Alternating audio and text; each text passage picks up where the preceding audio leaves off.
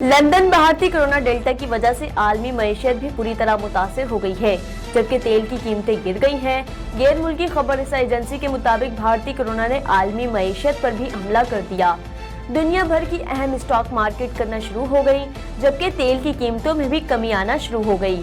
Delta फैलने की वजह से चीन समेत कई ममालिक में लॉकडाउन और नई पाबंदियों का खदशा सबब बैरेंट क्रूड ऑयल 2.3% से कम होकर $71 फी बैरल और वेस्ट टेक्सास 2.7% से कम होकर $69 फी बैरल पर आ गया है। Frankfurt, New York, Tokyo, Hong Kong, Shanghai और यूरो स्टॉक्स मार्केटों में कमी रिकॉर्ड की गई।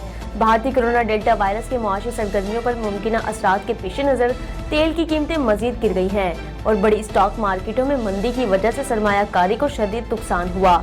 चीन समेत कई ममालिक को डेल्टा के बढ़ते केसेस की वजह से लॉकडाउन और दीगर पाबंदियों का सामना है, जो बराह रास्त मईशत पर असरअंदाज हो रहा है। डॉलर भी दीगर करेंसियों के मुकाबले में गिरना शुरू हो गया।